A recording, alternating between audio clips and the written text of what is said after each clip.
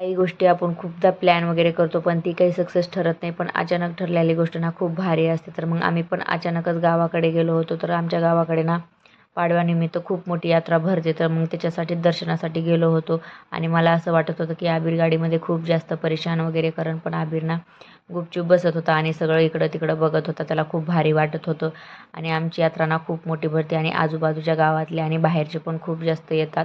तर खूप मोठी यात्रा वगैरे भरते आणि ना एकदम कान्होबाचं मंदिर आहे हे आणि एकदम ना ताजमहलसारखं ह्याचं टेक्स्चर आहे आणि खूप सुंदर आहे आणि दरवेळेस ह्याला कलर वगैरे देत राहतात. मग पानफूल वगैरे, नारळ वगैरे घेतला आणि मग मध्ये गेलो. तर मग थोडासा काकांना चप्पल वगैरे काढायचं होतं. बाहेरचा थोडासा टाईम होता त्याच्यासाठी मध्ये उभा राहिलो आणि उभा राहायला थोडा टाईम झाला. तर बघू शकता तुम्ही खूप जास्त गर्दी वगैरे झाली होती आणि मग आम्हाला ना नंबरने जावं लागलं आणि इथं ना पोलीस वगैरे नसतात त्याच्यासाठी ना मग खूप जास्त चेंगराचेंगरी करत होते. मग तशातून गेलो आणि माझ्याजवळ आबीर होता. तर मग मध्ये असा काहीसा मंदिर आहे आणि खूप छान मंदिर आहे आणि बाहेरून पण खूप सुंदर आहे. एकदम ताजमहलसारखंच वाटतं. तर ह्यावेळेस ना खूप छान केलं होतं. सगळे मंडप वगैरे लावले होते कारण की ना मग जेवढे पण बाहेरचे लोक वगैरे येतात तर ऊन वगैरे लागायला नको त्याच्यासाठी खूप छान केला होता.